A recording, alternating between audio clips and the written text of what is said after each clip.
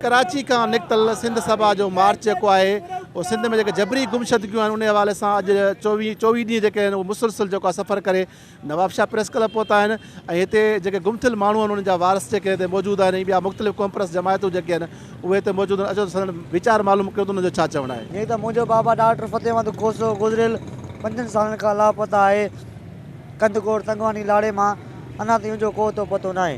मुंहिंजो बाबा हिकु डॉक्टरी पेशो हुयो, हिकु इंसान ज़ात जो इलाज कंदो हो, हू कंहिं तंज़ीम सां वास्तो न हुयुसि। तेसि ताईं असां उन मक़सद ते उन ते क़ाइमु रहंदासीं जेसि ताईं असांजो हिकु बि सिंधी आज़ादु नथो थिए। हा, जेकॾहिं उन ते को केस थो साबित थिए उन्हनि जूं अदालतूं उन्हनि जो कानून उहो अचनि कोर्टुनि में, असांजा पंहिंजी वकील वटि हू वेठी अचनि, साबित कनि ॾोही आहिनि त उन्हनि ते सज़ा ॾियनि, ॾोही न आहिनि आज़ादु कयो वञे। हिते जमहूरियत मौजूदु आहे, आइन मौजूदु आहे ऐं असां चऊं था त तव्हां पंहिंजे आइन मुताबिक़ पंहिंजे कानून मूजिबि तव्हां असांजा माण्हू कोर्टनि में आणियो, साबित कयो, जेकॾहिं उहो ॾोहारी आहिनि त उन्हनि खे भले सज़ाऊं पेश कयो अदालतुनि में। तव्हांजी कोर्टूं थाणा आहिनि उन में ज़ाहिर कयो मुंहिंजे बचड़े खे आज़ादु कयो। मुंहिंजो बच्चो हिकु त बीमार आहे, हुनजो इलाजु हलंदो कराची मेमन अस्पताल खां। हिन बच्चे जुदाई सफ़ा मूंखे परेशान करे छॾियो आहे। 6 महीना गुज़री विया आहिनि, बच्चे जी का ख़बर न आहे आख़िर कहिड़े हाल में आहे। असां इहो ई चवणु चाहियूं था त अगरि असांजा ॿाहिर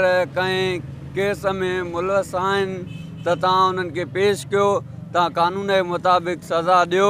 मीरपुर ख़ास में ड्यूटी कहीं पे अजीज़ मेडिकल सेंटर था, उतां सुबुह जो 6 बजे खंबियो हुयो, उनजी अॼु ताईं का बि ख़बर न आहे। उनखे 3 महीना थी विया आहिनि।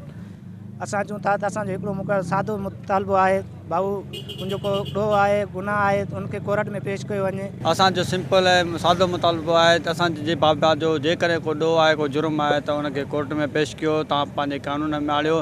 जेकॾहिं हुन ते को क्रिमिनल एक्टिविटी मौजूदु आहे त हुनखे सज़ा ॾियो। असां हर सज़ा भुगतण लाइ तयारु आहियूं। उनजे वारसनि जूं अवां ॻाल्हियूं ॿुधियूं, उनजो चवणु आहे त जेकॾहिं असांजे प्यारनि जो जेकॾहिं को ॾोह आहे, जेकॾहिं हू कसूरवार आहिनि या उन ते को केस आहे, उन्हनि खे फौरी तौर ते अदालत पेश कयो वञे। जेकॾहिं ॿी सूरत में जेकॾहिं उन ते को केस न आहे, उन्हनि जो को बि गुनाह न कयो आहे त उनखे अहिड़ी लापता कयो वियो आहे त उन्हनि खे फौरी तौर ते जेका उनखे वाज़ियाब करे ऐं असांजी जेका बेचैनी जेका आहे उहा ख़तमु कई वञे। कैमरामैन मोहम्मद आज़म भट्टी सां गॾु रहीम लाशारी, अवामी आवाज़ TV, नवाबशाह। विज़िट कयो अवामी आवाज़ मीडिया ग्रुप जी वेबसाइट awamiawaz.pk।